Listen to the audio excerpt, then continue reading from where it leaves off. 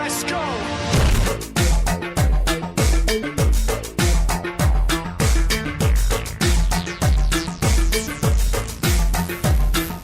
Are you ready?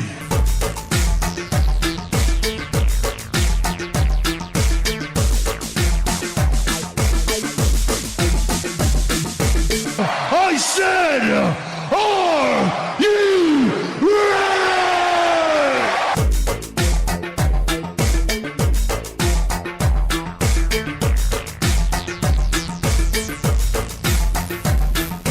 Feed me.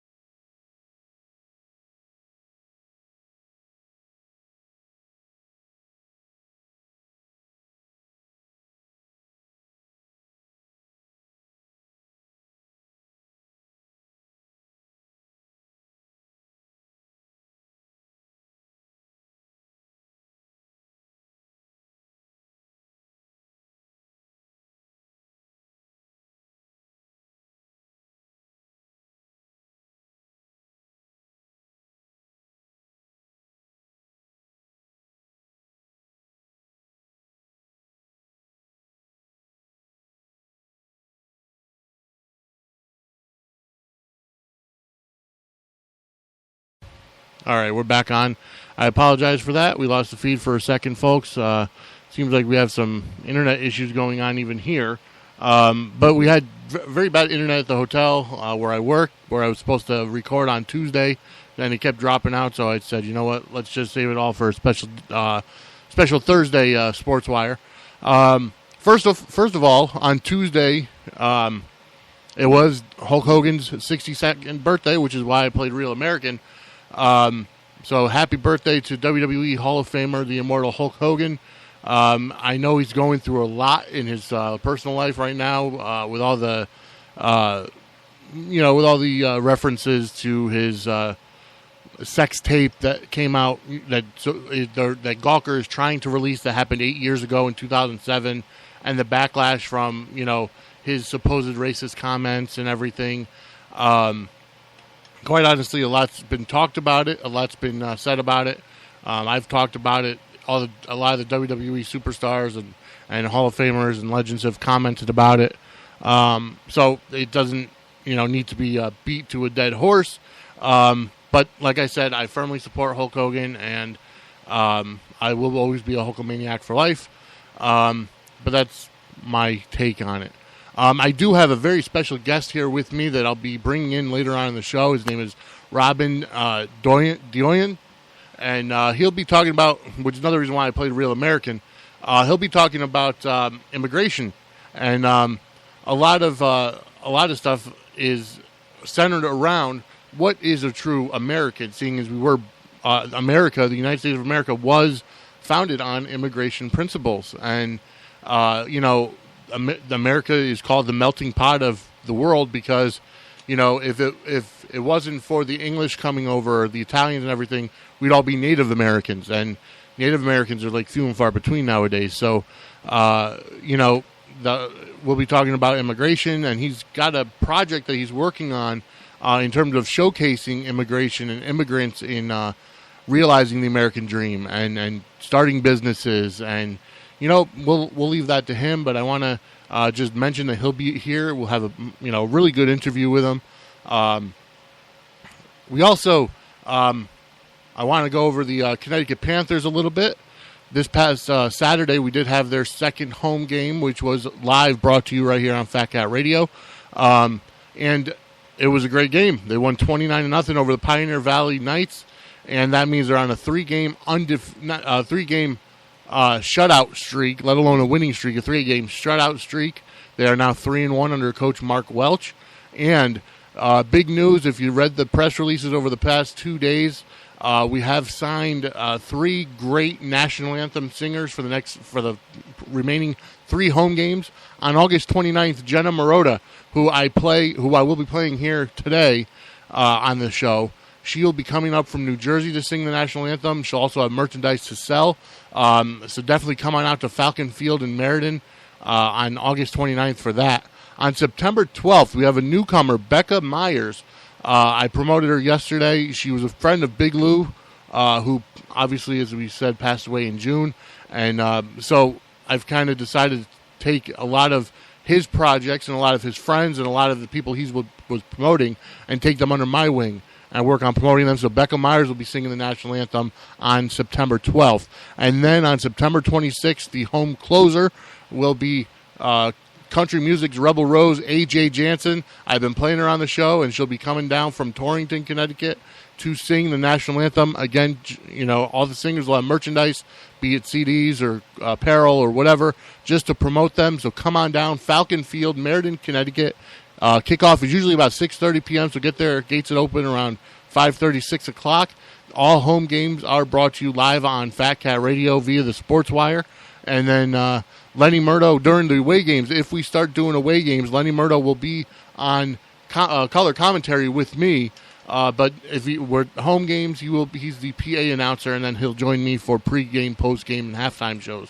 So we've got a lot to go over with the Knights, with the WWE.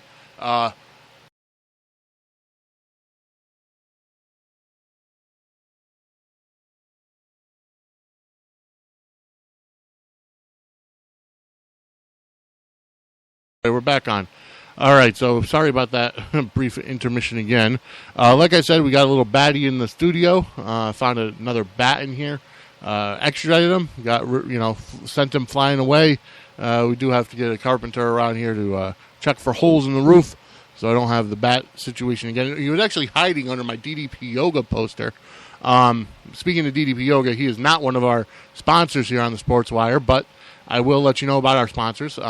Stay Blessed Productions, Jerry Wilson of It's So Real Productions, and then Wayne Jones Management Company.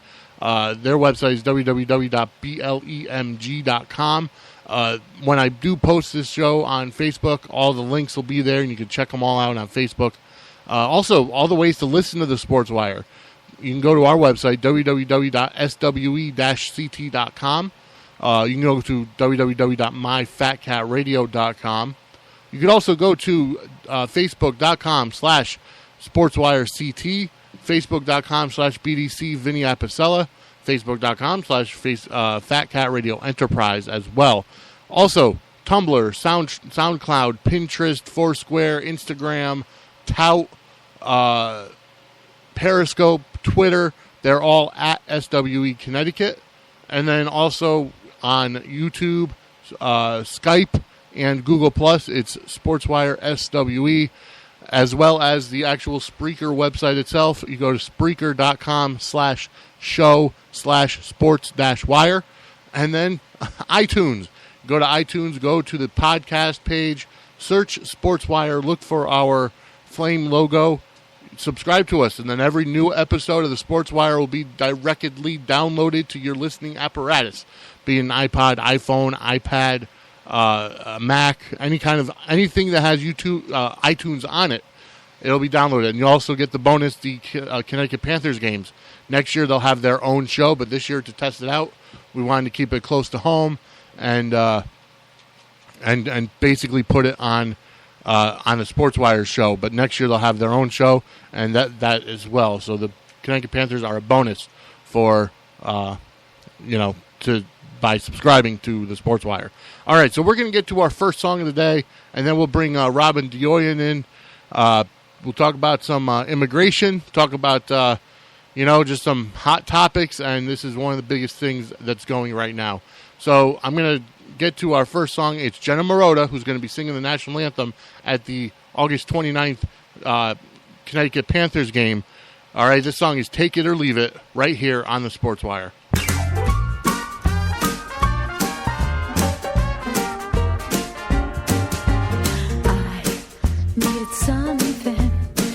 To occupy my time, I found someone.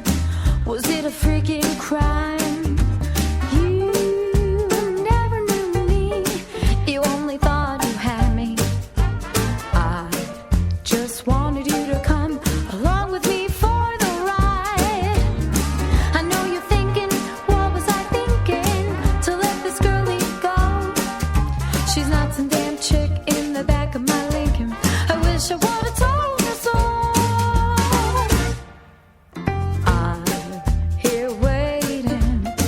You should be waiting on me. Tired of changing. Now you're gonna change for me. You want my love, but you won't admit it. Suppose I take it all away. You'd be saying, oh no, she didn't. I know you're thinking, what was I thinking to let this girlie go?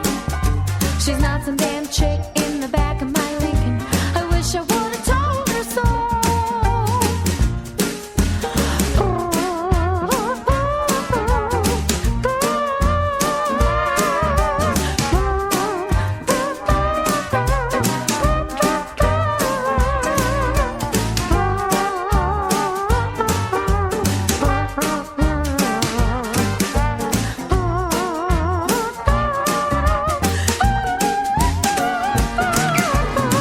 I know you're thinking, what was I thinking to let this girlie go?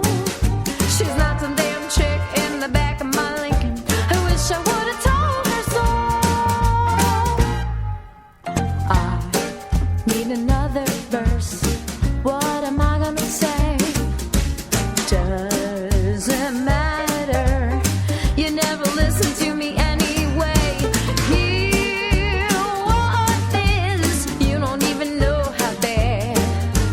Guess I'll take it to another man.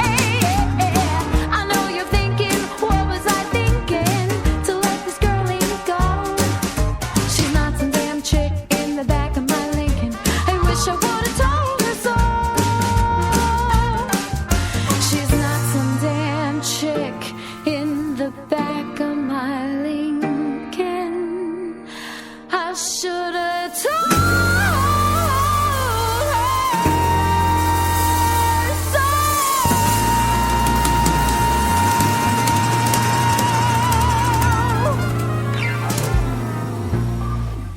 All right, ladies and gentlemen, that was Jenna Marotta with Take It or Leave It. Once again, she will be at Falcon Field on August 29th for the Connecticut Panthers game. She'll be opening up the game with her rendition of the Star Spangled Banner.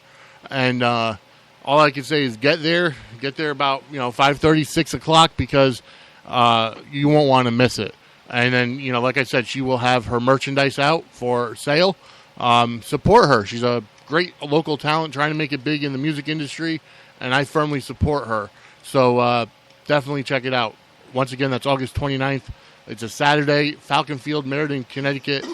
And, definitely come on out. Adult tickets are only $10. Kids under 12 are free.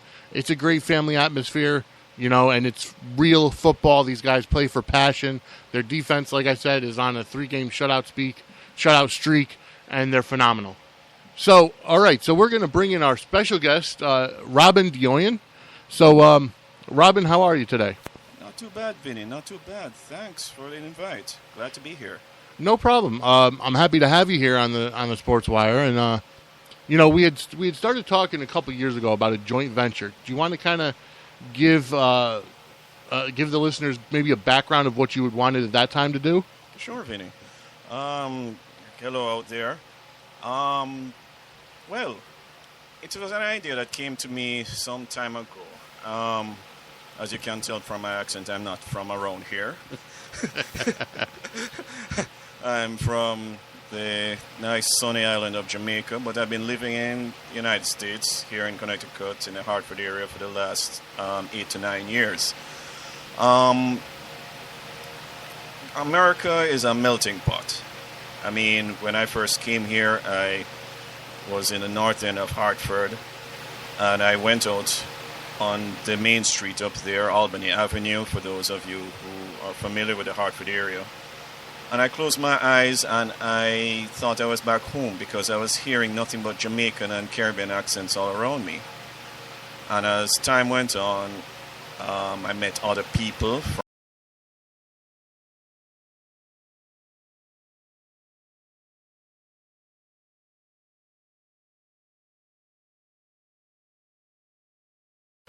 Okay, we're back, folks. Robin, you could keep going on with your story. Sure, no problem. So the idea came to me and also talking to my wife, who used to be a journalist back home in Jamaica. She's Jamaican as well. What would it be like to speak to people from all walks of life who are all immigrants and to hear their story? Seeing how they're living now, what are the struggles that they're going through in their day-to-day lives. And it's not just that, because as time goes by, this has become a hot-button topic for a lot of people. What with a presidential election looming, there are people who believe that the immigration system is broken, and it is broken. It's very cumbersome and full of red tape for people who are trying to get here legitimately. There are lots of people who are here illegally, and there are people who range. There's a whole spectrum of views in the political realm, from people who want to throw them out and build a wall with a moat full of alligators in front of it, to people who want comprehensive immigration reform and what amounts to an amnesty to fast-track all these people to citizenship. Their last estimate is there are something like 11 million people who are here illegally. Mm-hmm. Now, what do you see is a I guess, for lack of a better term, a wall between the people wanting to become legal, and then the people that just want to live here and and not be illegal and just live their lives and be illegal or just stay here without trying to legitimize their stay. Well, a lot of people come here for various reasons. A lot of people come here, the majority of people come here for economic benefits, betterment. Mm-hmm. They're the countries south of the border, for want of a better term, and other places in the world, financially and economically, they're not going anywhere. Like, take for myself, Jamaica. Jamaica is a country that has 0.2% growth, mm-hmm. approximately the last couple of years. Now, that is not, that does not allow for economic betterment. Mm-hmm. So a lot of people try to immigrate to America.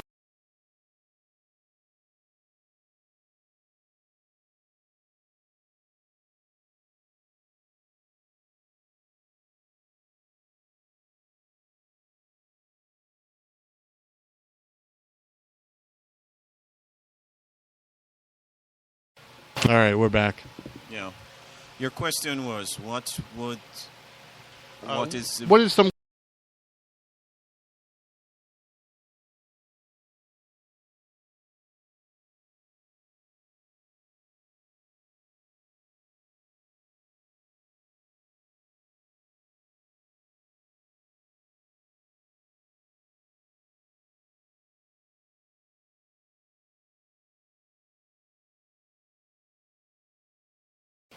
Okay, carry on. To get into America,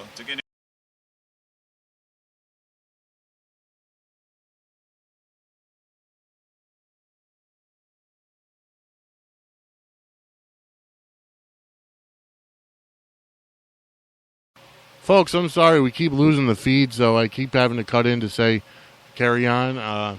For some reason, there's a problem with the Spreaker tape recording deck. So if this keeps going on, what I might end up doing is recording it on another program and then and saving it and uploading it later. But let's carry on, Robin. Yes. Your question, I was going to say to you, how much time do we have?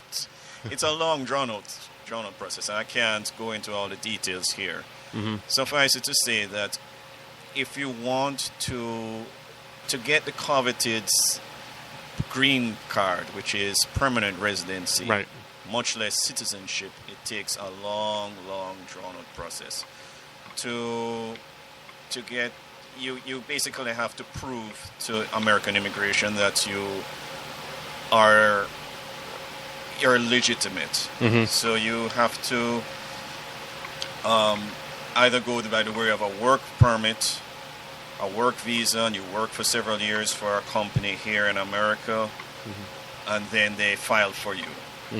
That takes approximately 5-6 years. Okay. And that's open only to very skilled laborers, people with college degrees, people Right. who have a skill. Majority of people, it's a long, long line you have to draw. You have to have somebody who will file for you, a family member who is here previously.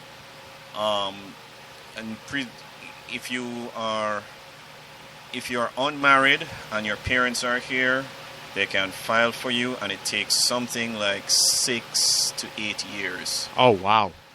If you are married and your parents file for you, it takes upwards of 12 years. Really? Yes. Wow. So that just gives you an idea. This is legitimate, what do you call it? Going through the system. Right, yeah. The immigration system. That just gives you a small window into, there's a lot of hoops you have to jump through. You have to justify, you have to keep filing over and over every year, and whatever the immigration system is called. It used to be called INIS, it's now called ICE. They request a lot of paperwork from you, and it's very costly. Well, yes, it's costly, and you have a lot of lawyers who profit from it because of people's ignorance. Right. So, yes. So why do people become illegal? Because there's a barrier on the outside. When I say barrier, is that you have to come here. To come here from before, you have to go to the U.S. Embassy of whichever country that you're in to request a visitor's visa to start the process, or another type of visa. You're not just allowed entry into the United States. Right, it's got to be for a reason, like a work visa or a student visa or... Right. Yeah. So a lot of people, the majority of people who come to America start off with just a visitor's visa. And they're as if they're tourists. And what happens is that they just stay. They run off. Or you have the other people who, because they have no other resources, no money to go through the legal interview, they just try to walk across the border. These are desperate people. These are people who have no other recourse, or feel they have no other recourse, and they do the dangerous journey of trying to cross the southern border. So there are many aspects to this. There are many, many aspects to this. Like I said, how much time do you have to talk about this? Well, I mean, we have the whole show. We're going to probably do maybe another, hour or so, as long as we don't keep losing feed. But, we've got about an hour, and, I think this is definitely with the presidential election coming up, and, immigration is always a hot topic, so to speak, especially now with Donald Trump entering the race, and, and what he's talked about. And, I mean, in my opinion, he's talked about what people don't want to talk about. Building the wall between the U.S. and Mexico, and not allowing people into the country without having them basically become legalized. And I mean, I know for a fact that he's gained a lot of respect from a lot of people because of his stance on immigration. But again, I want not only is the Sportswire here to entertain, but I'm also here to inform. And, quite honestly, you have a lot of statistics about immigration that we were talking about earlier. And, if you want to start going through some of that and, take it from there. Sure. I mean, before we go into the statistics, I mean, as I said previously off air, I tend to look at things broad picture. I'm a student of history, and immigration is an ongoing thing. It's not a yesterday thing.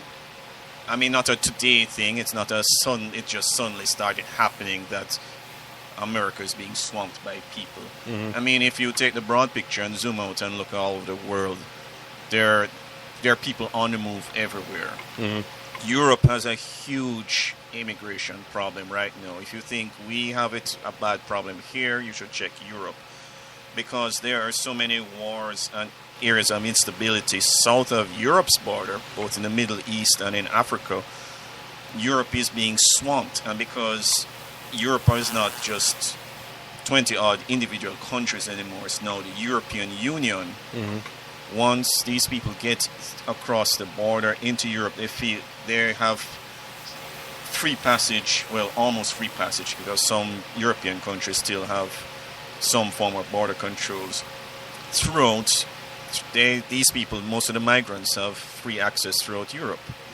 And they're trying, I mean, they're desperate. A lot of people are trying to cross the Mediterranean Sea, hundreds drowning every month. You look at this war in Syria, there's a lot of chaos from that, and it's caused the greatest humanitarian crisis ever, with millions of people displaced. Asia has the same thing. People leaving Bangladesh, crossing, people who are stateless in Bangladesh. So it's not, and then there's the legitimate migration that goes on all the time. I mean, you're a WWE fan. I mean, how many WWE fighters within the organization are foreign born? You're right. Finn Balor, for instance. Finn Balor and Sheamus are both Irish. Paige is from England. Wade Barrett is from England as well. Yeah, no, exactly. There's, Sami Zayn, Kevin Owens. We have a lot of Canadians, Mexicans, Japanese. Indeed. Yeah. Indeed. I mean, Rey Mysterio, Sin Cara. I mean, you look at the NHL. The NHL is like 95% European and Canadian. Exactly. And so these are people, that's another level of migration. And then you also look at how it affects countries' social fabric. Because take, for instance, China. The number 2, we're switching gears here again, people. I kind of tend to jump around, so sorry, Vinny. It's all right. That's not a problem. Yeah. So you look at China and compare it to United States. So China is the number 2 economy in the world at the present time, overtaking Japan. Japan is number 3. We can bring Japan into here as well too. Very educated population. They seem to be going places, and then doomsayers claim that China is going to overtake America, and China will become the dominant power, and they're going to buy America. Well, if you cast your mind back, they've been saying that about Japan from the 70s. Japan is in decline. Unfortunately, China will be in decline as well. And why is this? Well, for one thing, both countries are homogeneous populations. What do I mean by that? They are 90% of one ethnic group. Right. China, it's Han Chinese. Japanese. Japan, it's, I don't remember the term for their people. This is not stuff I'm picking out of the air. These are statistics which are published. And what has happened is that Japan's population is aging, and they are not increasing. But also Japan and China, because their populations are one majority ethnic group. What people are saying is that they're creative, but they don't have the vibrancy that a country like United States has, that has so many different ethnic groups that help to drive ideas. Okay, yep. And vibrancy. And, people say, okay, America is such a melting pot. Yeah, but a melting pot is what makes America great. There are so many people who see the opportunities that America creates, and they take advantage of it and help to build it from the lowest rungs all the way up. I mean, it's kind of hackneyed and stereotyped, but I mean, you just have to look at the current president. I mean, he is a product of such ethnic movement, so to speak. Right. You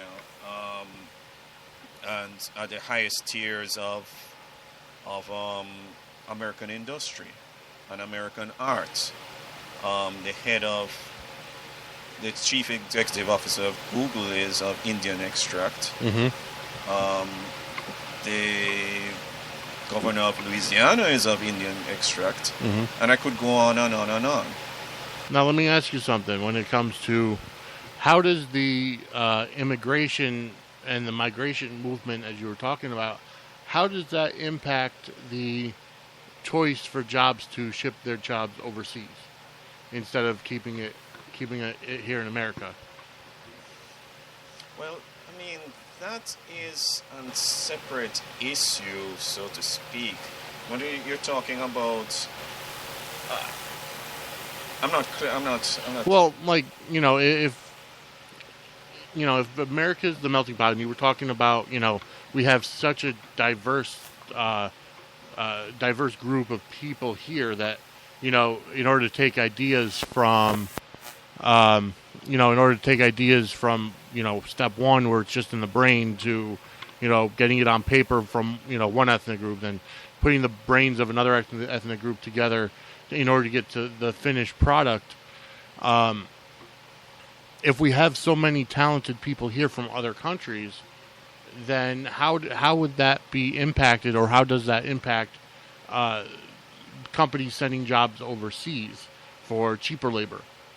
Well, corporations will do what corporations do, and I think that's a separate issue. Really, that's really economics, because a lot of these other countries, they have different laws, different labor laws that, for instance, that dictate how much workers will be paid. So, for instance, a country, take the furniture industry, for example, in this country. It's on the ropes. It's almost extinct because why?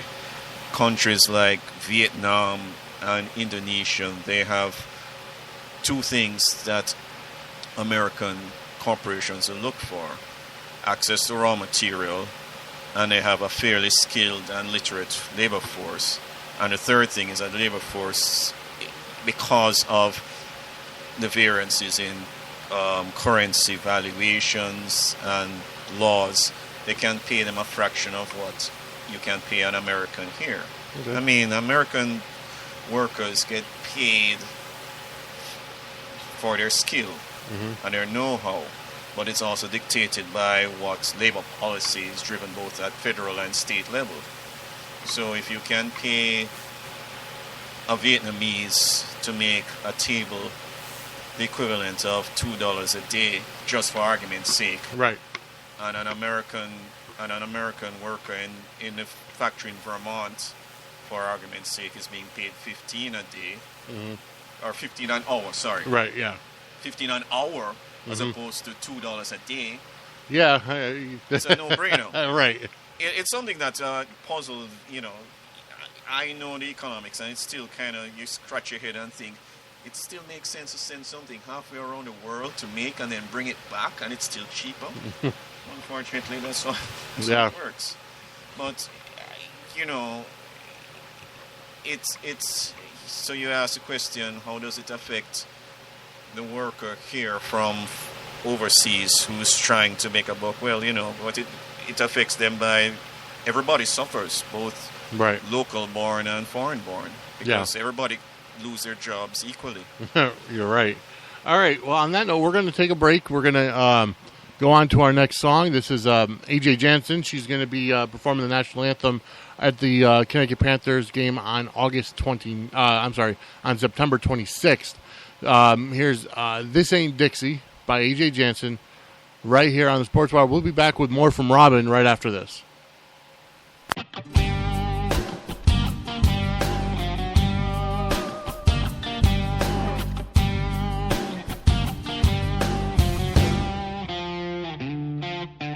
Down in the corner is a New York City phone.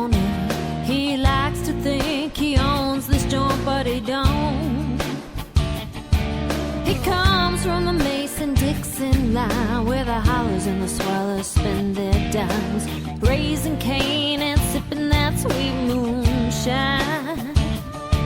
Well, the good Lord never told him about the country way up here. We like our Hank, we like our Junior, but let's get one thing clear. This ain't Dixie, but it's country. My southern sisters love me. We like it loud, we like it proud. Are you with me? This ain't Dixie, but it's country, and my outlaw brothers know me. We like it loud, we like it proud. Are you with me? This ain't Dixie.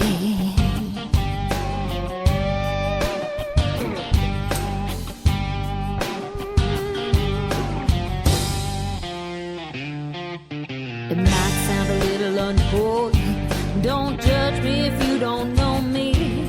We all love having us a real good time. No, we don't have the Opry, but we play it up at the Bowery. And I think George Jones can hold his head up high. But the good Lord never told him about the way we do it here. We like our Hank, we like our Junior, but let's get one thing clear. This ain't Dixie, but it's country. My southern sisters love me. We like it loud, we like it proud. Are you with me? This ain't Dixie, but it's country, and my outlaw brothers know me. We like it loud, we like it proud. Are you with me? This ain't Dixie. Pardon me if I seem out of line, but country music stands the test of time.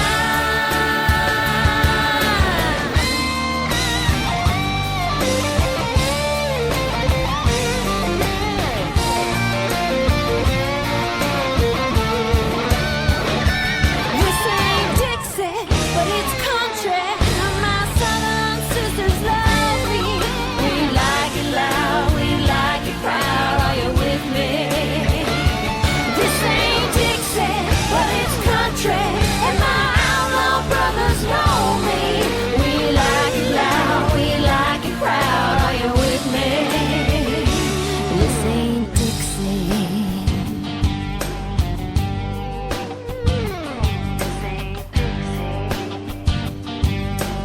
It ain't Dixie until you cross that line.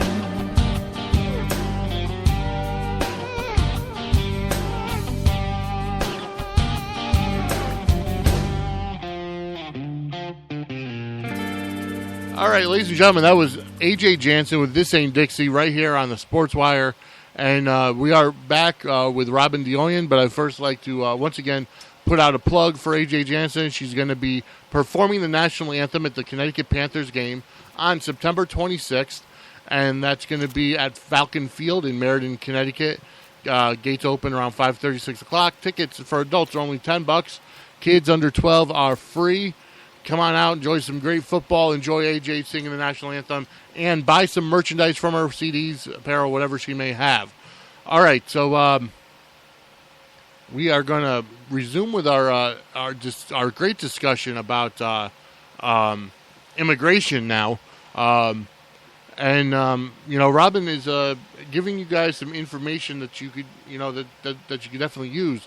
Let's switch gears a little bit and kind of talk about what you found in Hartford, in this local area, in terms of, I know we had touched on it earlier, but like, the vision you had for going out and interviewing these people that have really made it and gotten their life on track, gotten their jobs together, their careers, their businesses, and talk to me about some of those people that you've met that you'd be interviewing. Well, as I said, it's still a bit rough around the edges.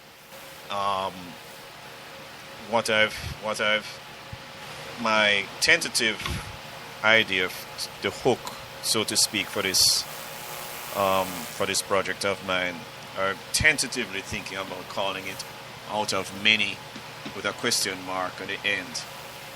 Because to play off the American motto, Out of Many One. The Out of Many question mark means how well are these people integrating? Lots of people have suffered during the recession that just supposedly is ended, but a lot of people are still finding it hard to find a job where they want to, or a steady paying job. I mean, Connecticut, where we're broadcasting from, has a very high. We're the most expensive country expensive state in the country. Expensive state in the country, also with unemployment rate is about what, 5% now. It's somewhere around 8 to 9% here in Connecticut. So we are far from. And that's only the people that are looking for jobs. That doesn't include people that are out of work that are not looking. When, the people that are jobless, that rate is even higher. Yeah. As a matter of fact, just on a side note, Connecticut was recently ranked the state, the highest or the second highest state of people wanting to leave. So that tells you right there that not many people want to stay here. Yeah. I mean, it's the third smallest state in the union as well. People seem to forget that, although we do have a lot of industries here, primarily financial, and supposedly in insurance, but a lot of them are leaving. But anyway, going back to the question, I mean, what I found here, walking around, taking the bus, going to various towns, you see a huge presence of people from all over the world, which surprised me. Take, for instance, Jamaicans, of which I'm a member. I'm a Jamaican. The Connecticut, compared to, counting second-generation Jamaicans, people of Jamaican extract who have been living here and they've had their own children. If you count second generation, statistics seem to indicate that Connecticut area has the third highest concentration of Jamaicans in all of North America. Wow. Which surprises me. I mean, compared to Florida, the Miami-Dade area, and compared to New York, they're second only to those two areas, which is amazing. And why is this? Because Jamaicans have been coming here from the 20s and 30s to work on the farms, on tobacco, and later on apples and even sod farms, working on grass farms. So, but going around, I've met people from a lot of places. Puerto Ricans. I've met a surprising number of Albanians and Bosnians, Poles, who are from, I would say, the earlier wave of migrants from the early 20th century. Somalis. There are people from everywhere. Koreans. There's a big population of Koreans present here in the state. Although statistics seem to indicate they're not as high as before. And these are people who are doing a variety of things, from running their own. Majority of them run their own small business. So you have a lot of people who have their own landscape businesses and their own construction contractor business, one-man or family-oriented businesses. But then you also have a lot of professionals who are here present in the state. People in, lots of people working in health industry, because health is big here. Yeah. So a lot of people who are working as CNAs, certified nursing assistants, for those of you out there in Radioland. So, I've met Albanian bus drivers who, on the outside of their day job, are running pizza parlors and construction companies. I've met Somali taxi drivers. And so, seeing all of this, and, also there's little enclaves, just like in any other city, any other major metropolitan area in the world. You have your little Italy, your little Albania, your little Jamaica. And so I would like to go to these places and talk to these people to hear how are they managing now, but also not to really skew the argument, but to hear how are they integrating, how is it they're managing, especially now with immigration reform not coming, and it's becoming tougher and tougher to come here legitimately. How are they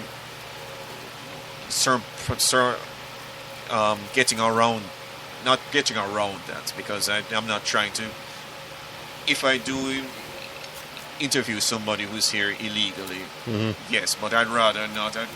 It's an all-around thing. Right. And the economics of it, how are they getting by? Are they thriving, or are they just surviving? Right. And that's what I have an idea of. I want to see how far the rabbit hole goes with this. All right. And now, if any of our listeners want to help you out and volunteer for an interview, or just kind of help you out with some just general feedback or general general questions they may have, do you have an email address that you'd be willing to give out to listeners? Sure. It would be my email address, if anybody's interested to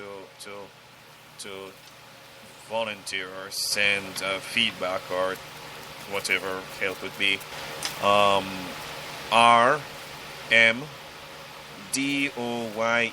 That's Romeo, Mike, Delta, Oscar, Yankee, Echo, November 12000 at yahoo.com. Okay. Once again, it's RMDOYEN 12000 at yahoo.com to get in touch with Robin. It's been a very informative interview, and very informative just about the immigration topic, because going forward, like I said, with the presidential election, it's going to be a hot topic. Coming out this week, gonna just switch gears for a little bit, and this is another place where having somebody else here for another set of feedback is good.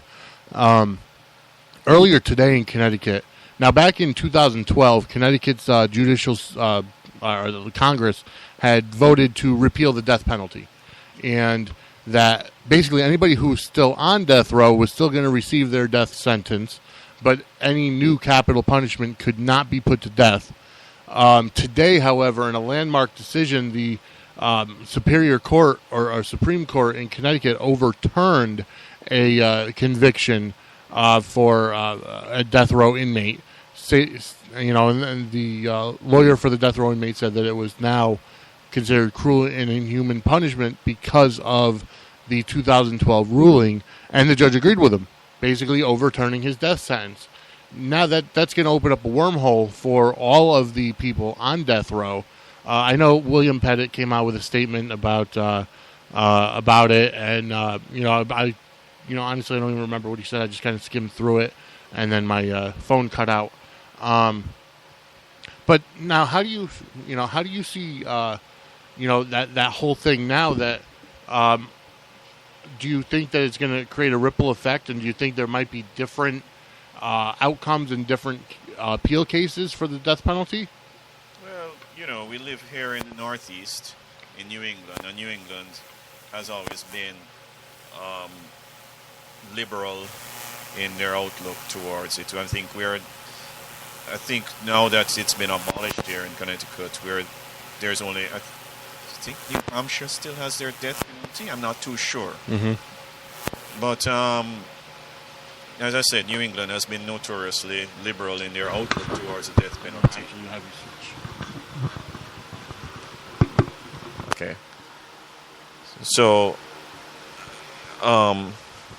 but it's interesting though that at the same time that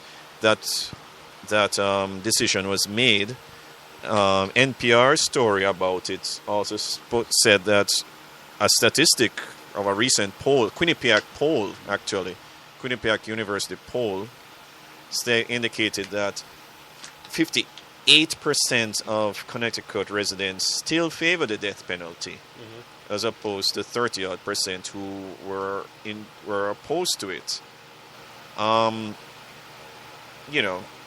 It's funny that you mentioned Pettit, because Pettit's case was the last major crime that the perpetrators were given the death penalty for. Right. How does it impact what's going on now? Well, I mean, it's a Supreme Court. It's a Supreme Court has ruled, if I remember. Was it the Supreme Court or the Court of Appeals? I'm not even too sure. I believe it was.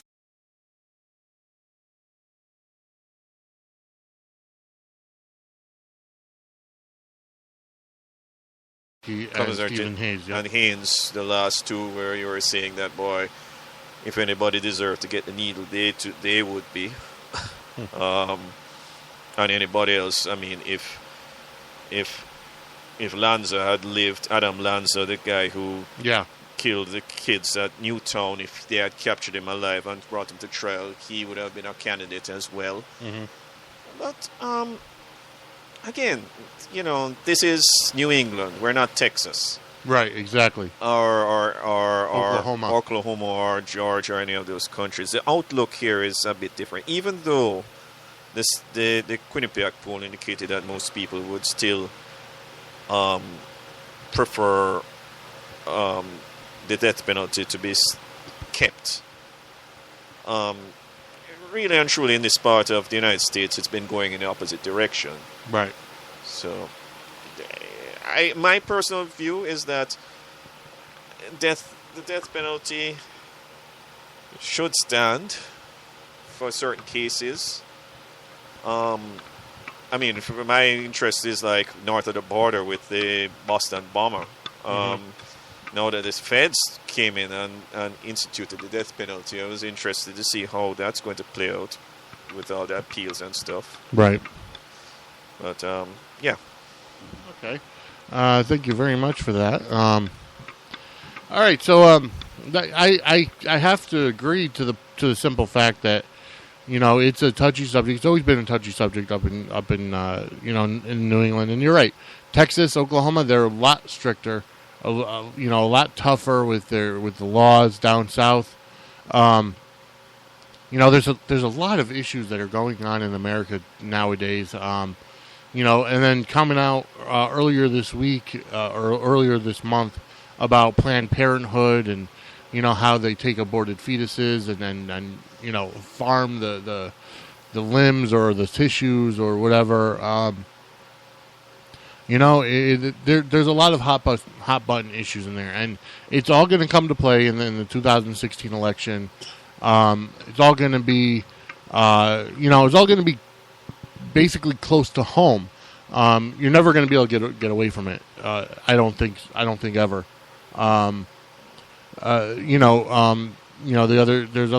There's other stuff coming out, and then New York, from what I heard, they just passed the fast food minimum wage or the minimum wage up to $15 an hour. That's correct. Yeah. And now I know a lot of people are tossed on that situation as well. Now, that doesn't just mean McDonald's workers getting $15 an hour. That's everybody making minimum wage. But, going back to economics, it's like, quite honestly, living in, let's just take New York for example.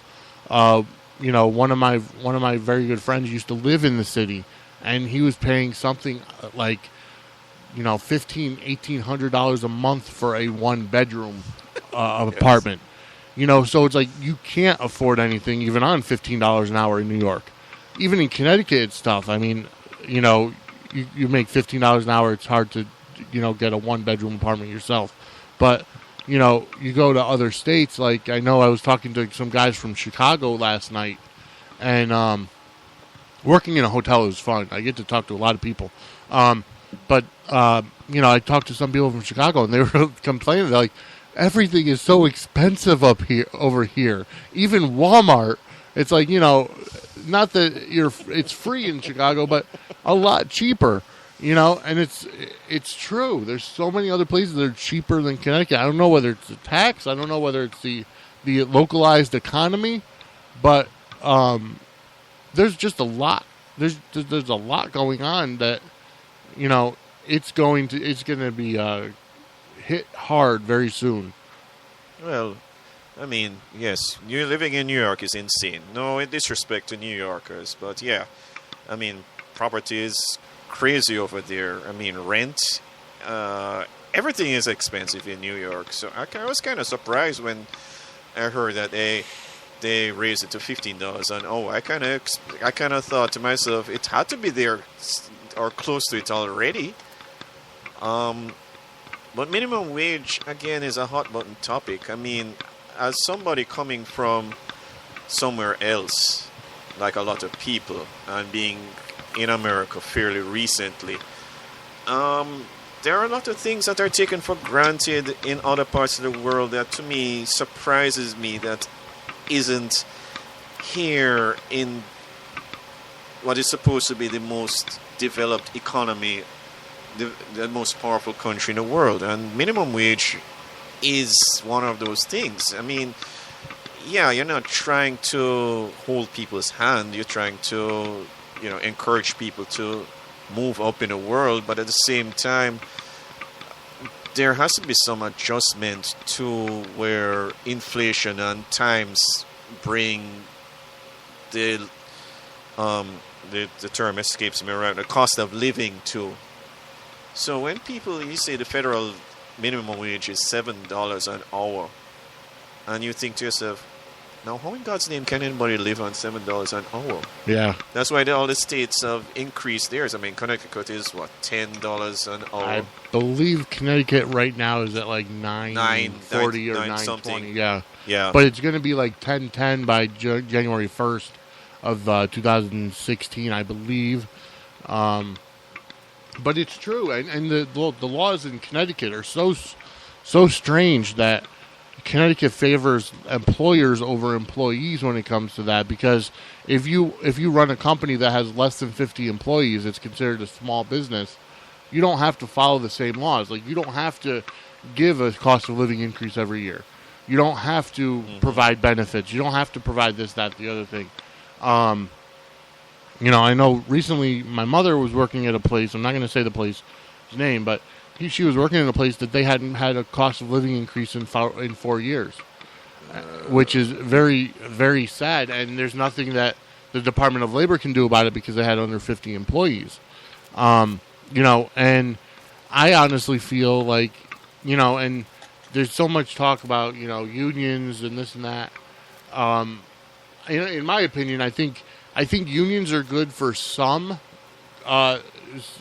kinds of jobs and some kinds of careers, like the construction industry, like the carpenters union or the painters, because quite honestly, carpenters, painters, they're all individual sole proprietors anyways, so they need to have that backing. But in retail customer service, I find it more of a hassle, in my opinion. Now, because if unions can guarantee higher pay for somebody, they're just taking that extra because of union dues. Whereas I'd rather work for a company that values their employee and does merit raises every so often, does the cost of living increase every single year based on performance, instead of based on seniority. So, I mean, that's my stance on unions. That's my stance on, on jobs in general. All right, before we get to our last part of the show, we're going to get to another song. This guy's another Fat Cat Radio host. It's Twism White Piece. Song is called Do You Remember? Right here on the Sportswire.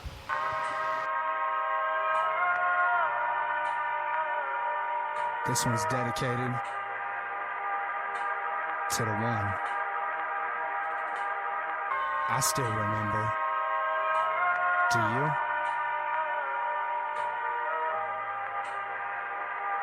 They say it's better to have loved and lost than to have never loved at all. Do you remember?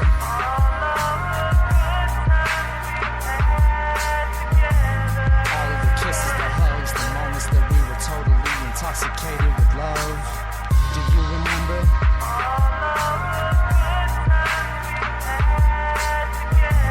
All of the promises, the memories, have you forgotten all of them that easily?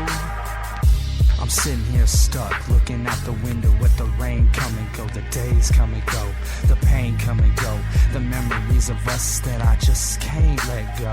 The moment that we met, our eyes lined up, spying deep inside each other's souls. We both knew from the go we had to grab a hold of this train ride. It started like a roller coaster, now like a children's track, we moving slower. Hollering and screaming, fighting and believing the best we had already achieved. I believe the moment that we accepted defeat came when we stopped fiending for each other, stopped being there for each other. But there is no ever that I would have ever put before you. It's just that the proof I had for you wasn't the truth for you. Now I'm sitting here so shattered, feeling like a fool. Does it even matter? Do you remember?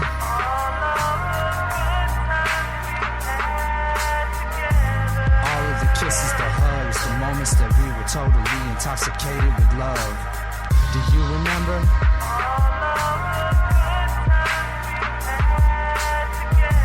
All of the promises, the memories, have you forgotten all of them that easily? Too many opportunities to recover from the troubles we were dealt, but not enough energy or health to continue to fight the blows being thrown just below the belt.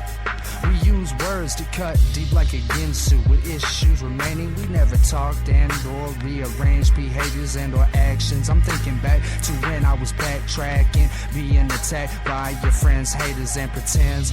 Who was there with a shoulder to lend? Who held your hand when the last man left you stranded? Who took you from misery to happiness by being the friend that made you mad at snowball fights in a snowstorm? Candles lit, formed in a heart with warm oil to start the massage, a collage of pictures, prayers uttered together, filled with wishes. Our best intentions never made it to reality. It's a sad reality, thinking of it really.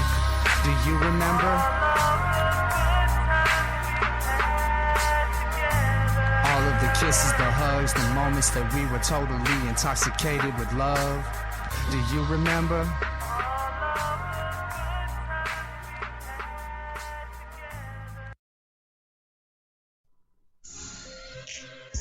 Hey, this is Vanessa from Pros Production.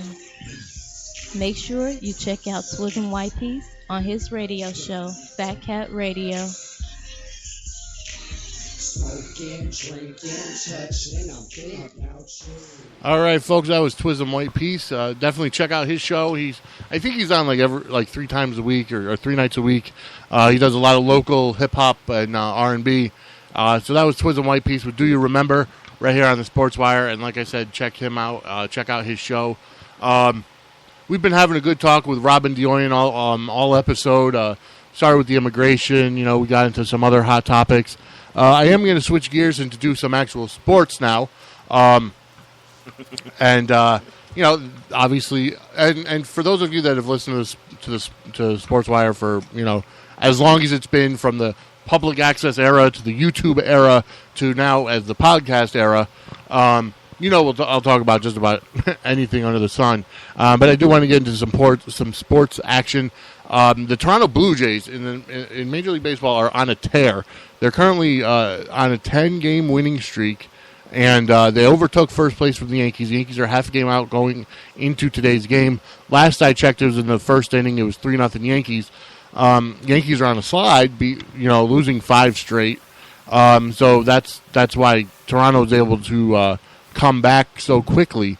But Toronto had a hell of a trading deadline by picking up David Price and Troy Tulowitzki and the like. They're gunning for the World Series. How do you are you a sports fan? Somewhat, yeah. What sports do you follow? I follow what you guys call soccer, what the rest of the world calls football. But I do follow most sports. I confess that I haven't been watching baseball that much this recently. I do know about where the Yankees are. I do know where Boston is or isn't. I do know where Toronto is. So yeah, I know enough. But I have an informed opinion on most. Okay. But no, I can't speak about baseball right now. All right. Football has started.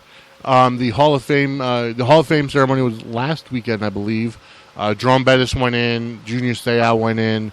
A couple other guys. They had the Hall of Fame game, Pittsburgh versus Minnesota, which Minnesota actually beat Pittsburgh. I think it was something 17-6, I believe. Just going into football a little bit, American football. Tom Brady and Roger Goodell were in a New York courtroom today.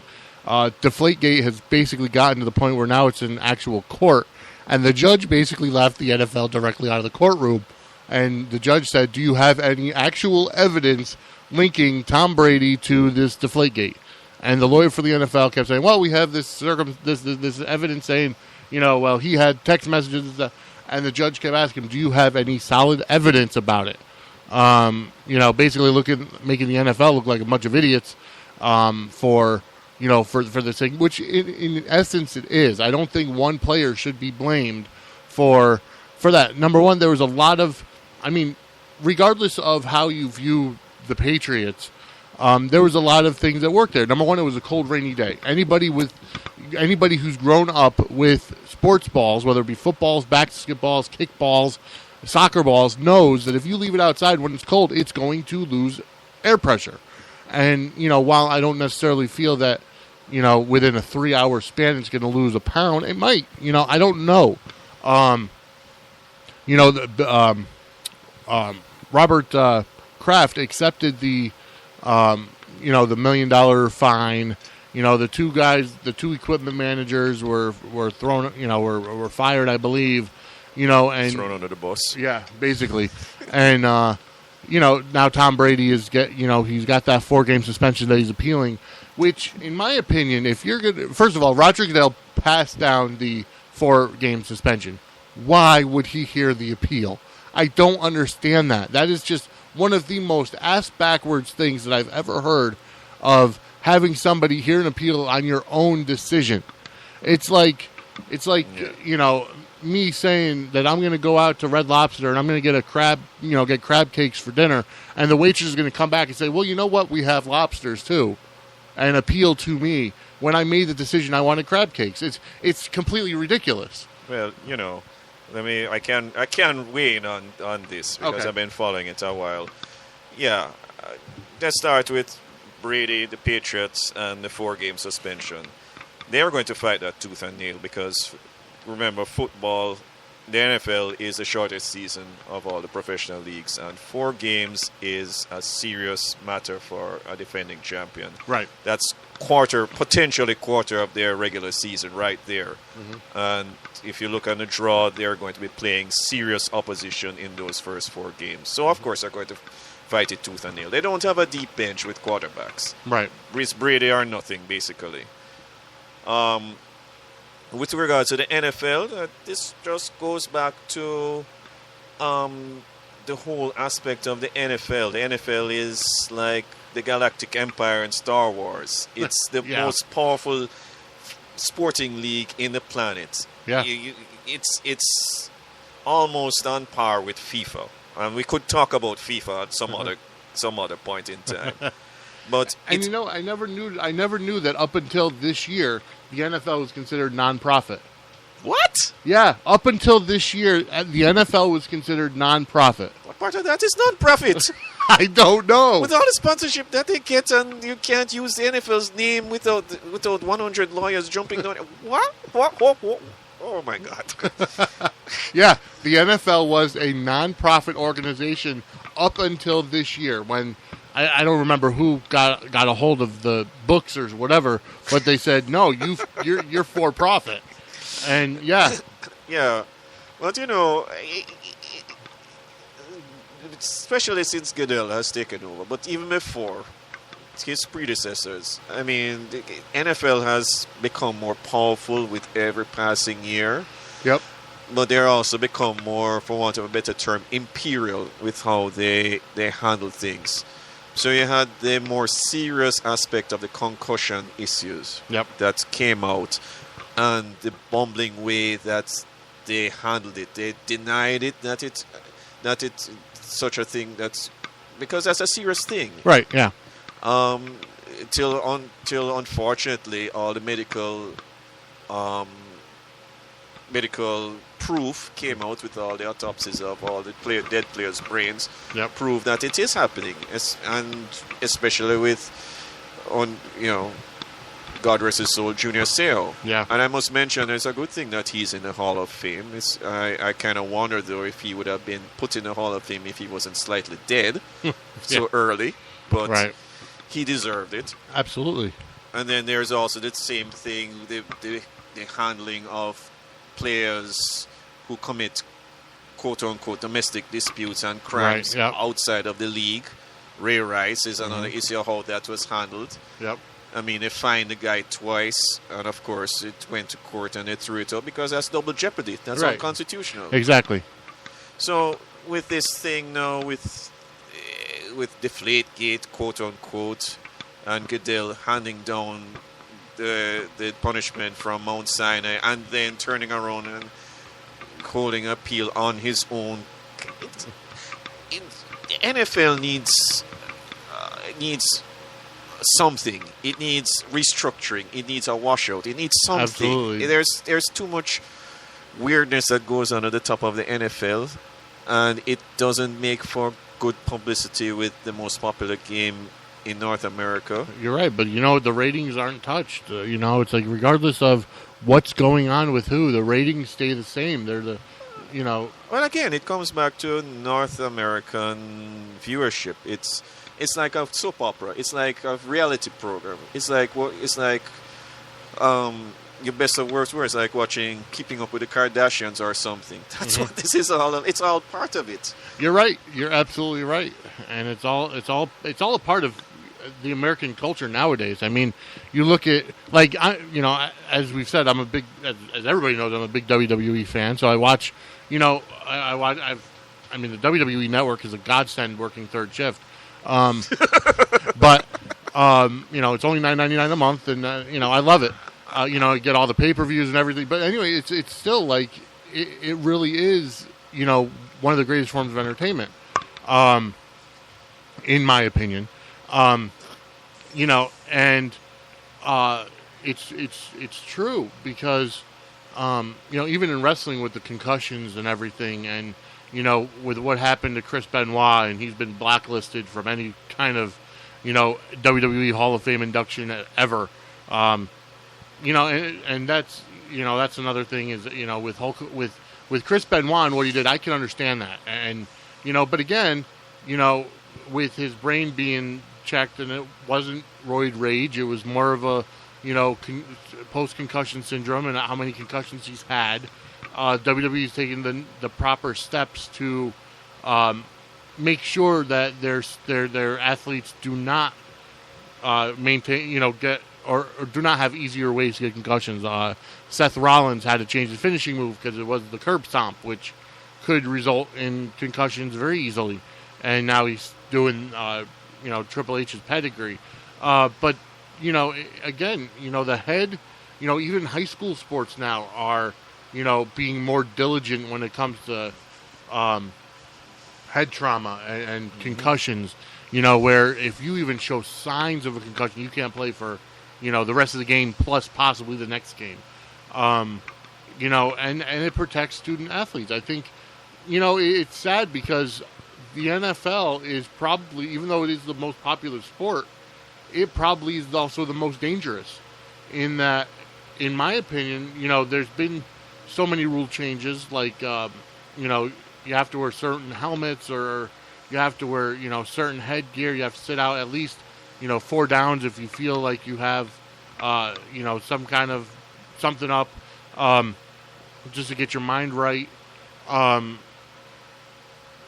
That I would probably venture to say in the next 20 25 years, the NFL may cease to exist. I would disagree with that, because although it's changing, and you wonder, okay, how are they going to implement certain safety regulations and safety, medical, the adequate. Now, there's a difference between adequate and necessary. Right. They will do adequate precautions. They will probably change some of the rules. Well, let's face it. This game has been played in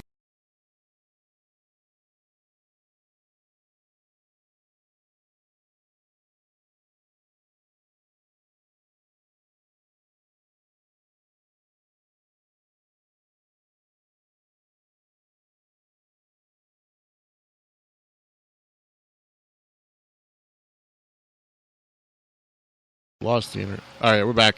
Sorry about that, folks. Don't know why we lost internet access for a second. It's a conspiracy. Yeah, the NFL's got to send some kind of speaker. But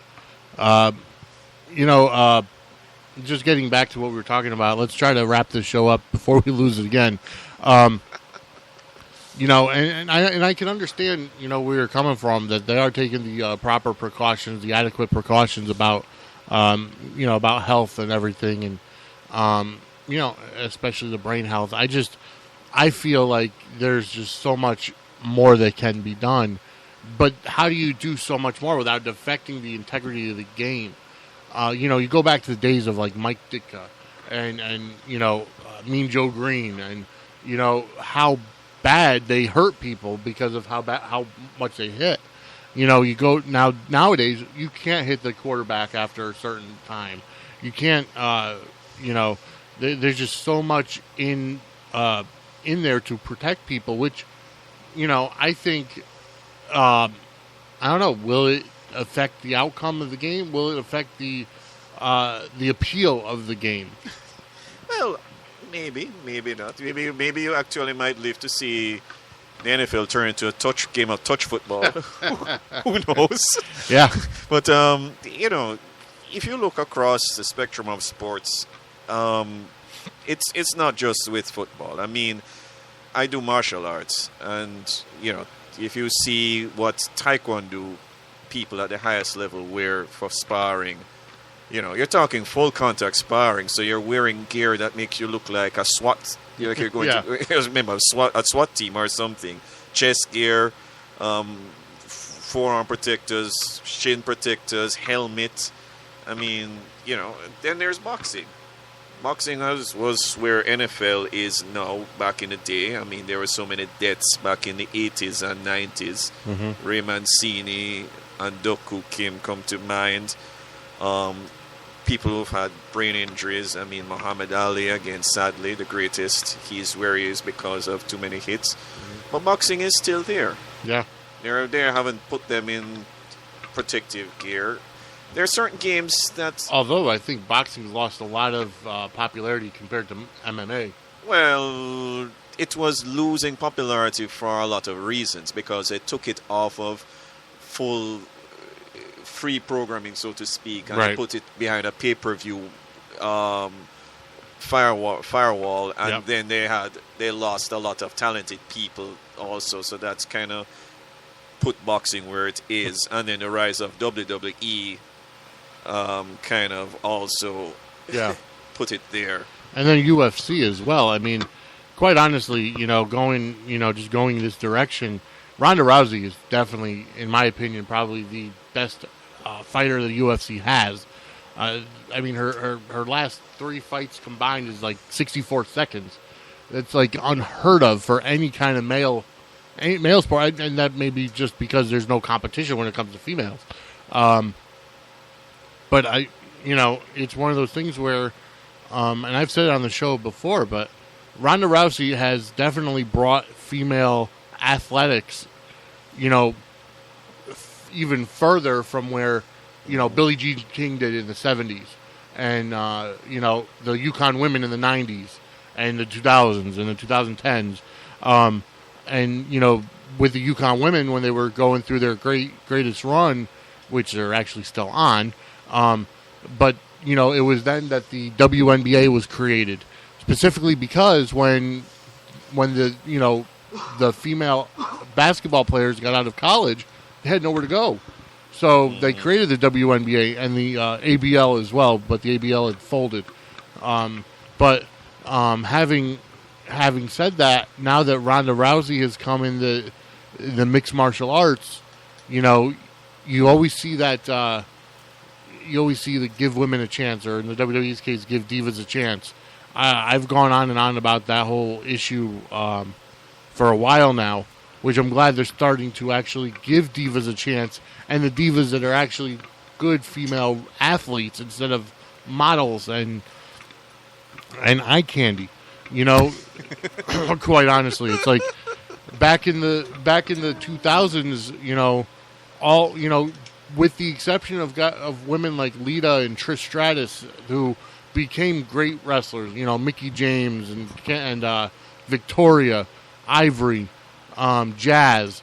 Then you get into the era of Kelly and Maurice and the Bella Twins, which they're getting okay, but they're not anywhere near the level of Paige or Charlotte or Becky Lynch or Sasha Banks or Bayley or any of the NXT women.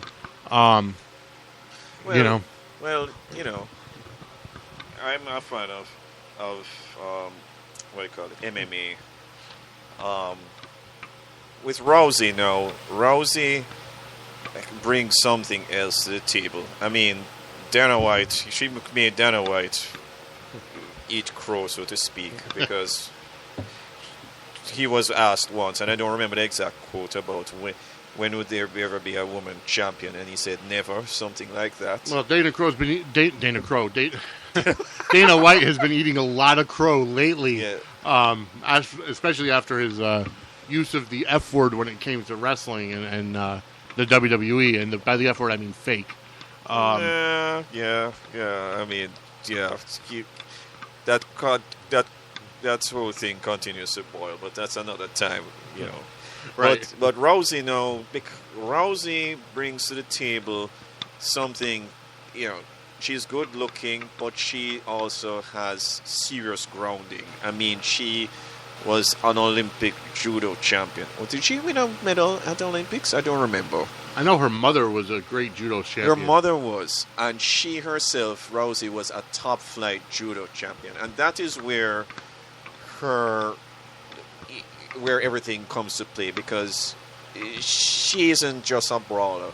She has serious grounding in traditional martial arts, and every time she steps onto the mat, that's where it comes from. Every one of her submissions and takedown comes from that. Right. And so until this last fight where she just beat the tar out of Betch Correa. Yes. Yes. And so is it about that there is a lack of talent with other women and she just stands head and shoulders? Yeah, maybe that's a part of that. But, it's also marketing. Mm-hmm.